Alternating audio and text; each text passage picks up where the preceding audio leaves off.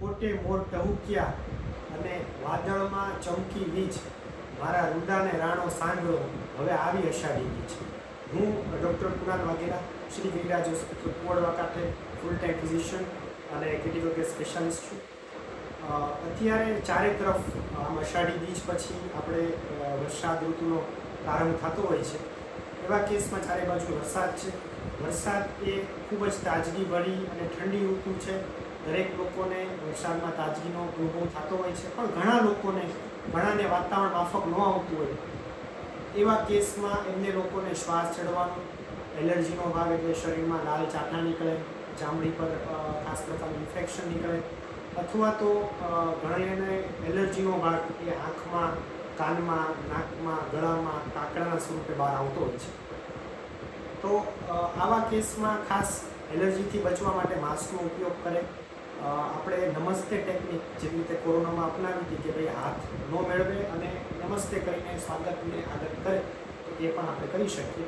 બીજી વસ્તુ, નીચાણવાળા વિસ્તારમાં, કુવાડવાના નીચાણવાળા વિસ્તાર છે ત્યાં ખૂબ પાણી ભરાઈ જતું હોય છે, પાણીનો સંગ્રહ થતો હોય છે. જો સંગ્રહ સારી રીતે થાય તો એ 12 માસ પાણીનો ઉપયોગ લેવા માટે આપણે એની જરૂરિયાત પ્રમાણે યુઝ કરી શકીએ.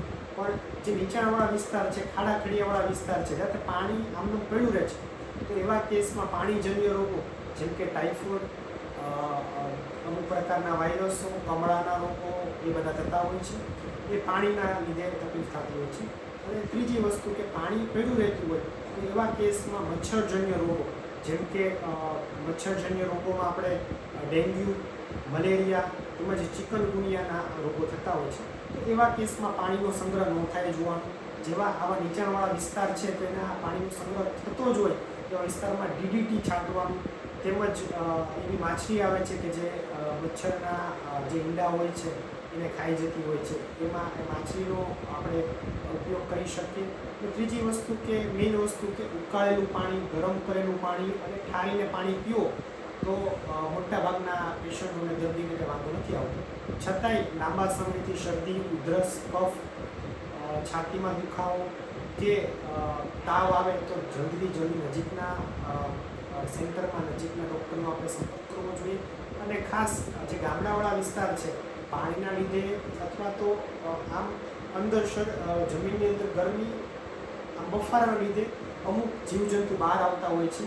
તો એમાં અમે જોયું છેલ્લા મહિનામાં કે આપણે ખાસ પ્રકારના આપણે કોઈ અનનોન જીવજંતુ કવડી ગયા હોય, અથવા તો સાપ કવડી ગયો હોય, અથવા તો વીછીનો ડંખવાળા પેશન્ટમાં ખૂબ જ વધારો થયો હોય છે. તો ખાસ પાણીનું આપણે ન રાખીએ, પાણી પારદર્શક રહે તો આપણને અંદર વસ્તુ આપણે જોઈ શકીએ. બીજી વસ્તુ, બૂટ છે એ ખાસ પહેરીને ખેડૂત ભાઈઓ ધ્યાન રાખે અને આવી વસ્તુ દેખાય તો એનાથી થોડાક આગા રહે અને આપણા પર્યાવરણજનોને આપણને જણાવે. અને આવું કોઈ ડંખ કોઈ પણ જાતનું તમને જણાય તો આજુબાજુના તરત ડૉક્ટરની સારવાર લો, જેથી કરીને એ ઝેર આખા શરીરમાં પરિણમે. તો આશા રાખું છું આપણી વર્ષા ઋતુ ખૂબ સારી જાય અને આ જ હેતુ સાથે થેન્ક યુ સો મચ.